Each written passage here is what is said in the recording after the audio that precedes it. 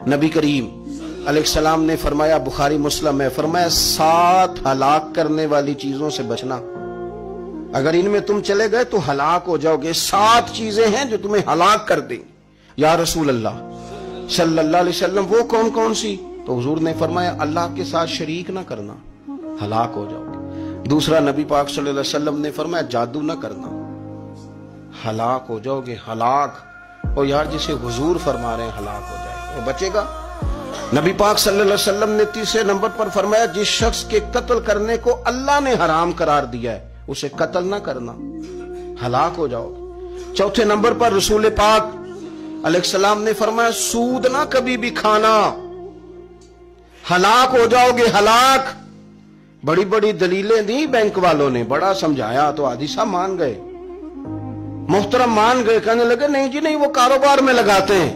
بڑے بھولے والے ہیں ہم، پتہ سارا ہے۔ اور دیکھو سب کاموں کے باوجود مستقل بینکوں میں پیسے اس اکاؤنٹ میں رکھے ہوئے ہیں جہاں سے مستقل سود آتا ہے۔ حضور نے فرمایا نہ کرنا یہ کام۔ تو کہتے میں سود پہ پیسے لے کے کاروبار چمکاؤں گا، تیرے نبی پاک نے تو فرمایا تو ہلاک ہو جائے گا۔ تو کہتا میں میل لگاؤں گا، حضور نے تو فرمایا ہلاکت ہے۔ تو کہتا میں بڑا کچھ کر جاؤں گا تو ہلاکت ہے۔ اچھی طرح سمجھ لیں، اصل مال بھی ضائع ہو جاتا ہے اس بندے کا جو سود کا مال ملا لیتا ہے، اصل برکت بھی اڑ جاتی۔ اور میرے نبی پاک صلی اللہ علیہ وسلم نے 5ویں نمبر پہ فرمایا یتیم کا مال نہ کھانا، ہلاک ہو جاؤ گے۔ اور پھر 6 نمبر پر نبی پاک علیہ السلام نے فرمایا کفر سے جہاد ہو رہا ہو تو کبھی پیٹ پھیر کے بھاگنا نہ، ہلاک ہو جاؤ گے۔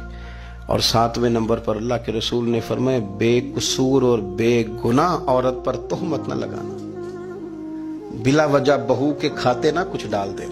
یہ 7 وہ چیزیں ہیں جو ہلاک کر دیں گے۔